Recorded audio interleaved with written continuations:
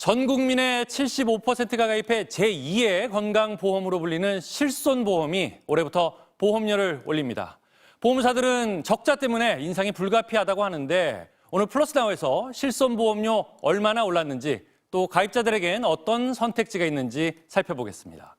플러스나우 지금 시작합니다.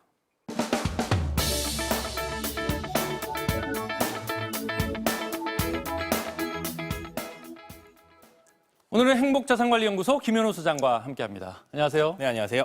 자, 새해 처음부터 좀 무거운 소식이긴 한데 네. 먼저 올해 실손보험료 얼마나 올랐습니까? 네, 이게 일괄적으로 얼마가 오른다라고 말씀드리긴 좀 어려운데요. 예. 왜냐하면 판매 시기와 보장 범위에 따라서 이 실손보험이라는 건 뭐 1세대부터 4세대로 나누고요. 예. 각 세대마다 또 인상 정도도 조금씩 다르기 때문에 얼마가 오른다라는 거는 내가 뭘 가입했느냐에 따라서 달라질 수가 있는 겁니다. 그럼 좀 세대별로 얼마나 올랐는지 좀 살펴볼까요? 네, 일단 2009년 9월 즈음 이전에 가입한 실손보험 같은 경우에는 이걸 1세대라고 하는데요. 네. 이 시내보험이라고 합니다. 네. 왜 그러냐면 자기 부담금도 하나도 없고요. 그리고 의료비용 전액 보상받으면서 뭐 비급여에 대한 제한도 거의 없기 때문입니다.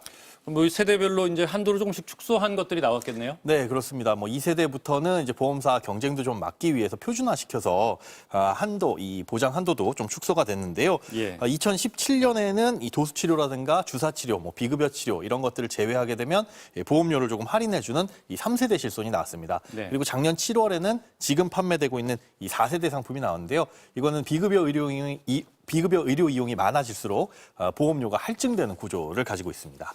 뭐 새로운 세대의 보험 상품이 나올 때마다 뭐 보험 축소의 역사가 쓰여진다 뭐 이렇게 얘기하는 사람들도 있던데 네, 그렇습니다. 지금 뭐 이걸 선택해서 가입할 수 있는 건 아니고 제 4세대 보험 이것만 가입할 수 있는 건가요? 네, 그렇습니다. 현재 민간 보험사에서는 이 지난해 7월에 나온 4세대 실손만 가입이 가능한 거고요. 예. 3세대 상품 같은 경우에는 뭐 일부 새마을금고라든가 이런 이 상호금융회사에서 공제, 그러니까 유사보험 형태로 판매는 되고 있는데 거의 가입하기 어렵다라고 보시면 됩니다.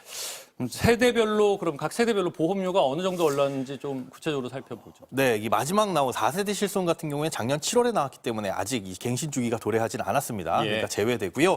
1, 2, 3세대 실손 보험이 보험료가 올랐는데요. 네. 1세대에서 3세대 실손 보험의 평균 인상률은 14.2% 정도입니다. 예. 특히 가입자가 2,700만 명, 그러니까 이 전체 실손 가입자의 이 70% 정도가 가입돼 있는 1, 2세대 실손 같은 경우에는 평균 16%나 오르게 되고요. 예. 3세대 상품 같은 경우에는 뭐 도수치료라든가 특정 치료 받지 않으면 또 할인도 해주고 또 1, 2세대 실손에서 3세대, 4세대로 넘어오기 위해서 이런 걸 유도하기 위해서 조금 할인해주는 게 있었는데 그게 빠지면서 거의 9% 가까이 오르게 됐습니다. 여기 이제 평균 인상률이라고 돼 있는데 네. 이게 이제 갱신을 할 때 요 정도만 오르는 게 아니라 실제로는 훨씬 더 많은 금액을 부담하게 된다는데 왜 그런 거죠? 네, 그렇습니다. 사실은 1년 단위로 보험료는 오르는 건데 네. 1세대나 2세대 같은 경우에는 갱신 주기가 3년에서 5년입니다. 네. 그러다 보니까 사실 보험료가 매년 오르는 게 아니라 뭐 3년마다 한 번, 뭐 5년마다 한 번 이렇게 오르는 거죠. 네. 그러니까 안 오르고 있던 보험료가 5년 만에 오르다 보니까 1세대 실손 보험료 같은 경우에는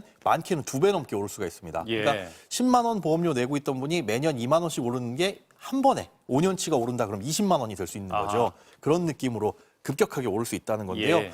개인마다 그리고 보장 범위마다 다르기 때문에 요거는 각 보험사에 개인이 직접 확인을 해보셔야 됩니다.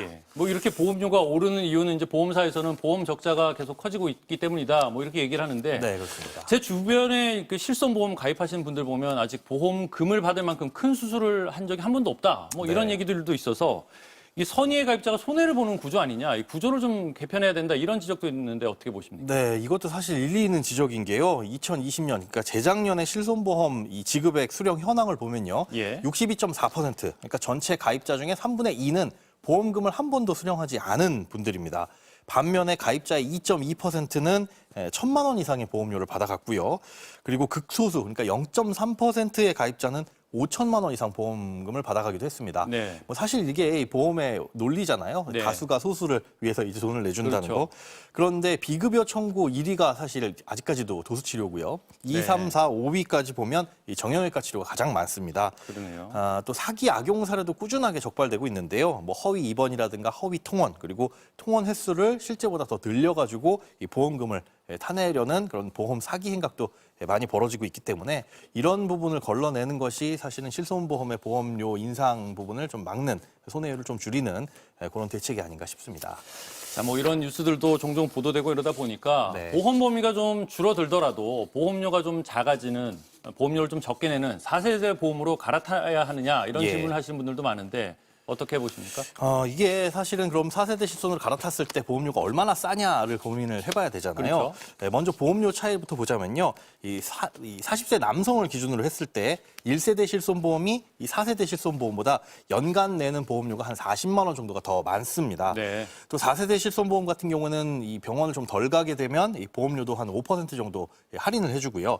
또 가입 유인책으로 1, 2, 3세대에서 4세대로 만약에 넘어오게 되면 1년 동안은 보험료를 한 절반 정도 깎아주는 혜택도 올해는 도입이 됩니다. 네. 하지만 이제 주의를 하셔야 될 게 4세대 실손 같은 경우에는 비급여 치료를 받게 되면 이 보험료가 할증될 수 있는데 그 폭이 최대 4배까지 오를 수 있다는 것도 좀 유념해 두셔야 됩니다. 작년 여름에 4세대 보험이 처음 나왔을 때 저희가 한번 설명해 드린 적도 있었는데 그렇습니다. 보험료가 싸다고 해서 마냥 유리하지만은 않잖아요. 네. 어떤 분들이 이걸 한번 고려해 보시면 좋을까요? 나는 일단 이 병원을 너무 안 가기 때문에 보험료만 내면서 보험금 청구는 거의 안 한다. 앞으로도 별로 아플 가능성은 없을 것 같다라고 생각하시는 분들이 아마 주로 청년층, 중년층이 아닐까 싶은데요. 네. 이런 분들은 보험료가 부담된다면 4세대로 전환하는 것도 검토를 해볼 필요는 있어 보이고요. 네. 또 하지만 장년층이나 노년층 같은 경우는 이제 막 이 병원을 가실 가능성이 더 높아지겠죠. 네. 이런 분들은 보험료가 부담되지 않는다면 기존의 보장 범위가 넓었던 1세대나 2세대를 꾸준하게 유지를 하는 게 좋을 것 같아 보입니다. 네. 그리고 3세대 가입자들 같은 경우에는 어차피 재가입 주기가 15년이거든요. 이런 분들은 가입한 지 15년이 지나면 어차피 보험이 바뀌기 때문에 고민하지 마시고 그냥 갖고 계시는 것도 답이 될 수가 있습니다. 3세대는 누구라도 15년이 지나면 다 4세대로 가입이 전환이 되는 건가요? 네, 바뀌는 거기 때문에 굳이 지금 고민 안 하셔도 그 시기가 되면 자연스럽게 바뀌게 됩니다. 예. 오른 보험료만큼 가입자들에 대한 좀 보호 조치 같은 것도 좀 강화됐으면 좋겠다 이런 생각해 봅니다. 네. 자, 오늘은 올해부터 큰 폭으로 오른다는 실손보험 관련해 알아봤습니다. 오늘 말씀 감사합니다. 네, 고맙습니다. 지금까지 재택플러스였습니다.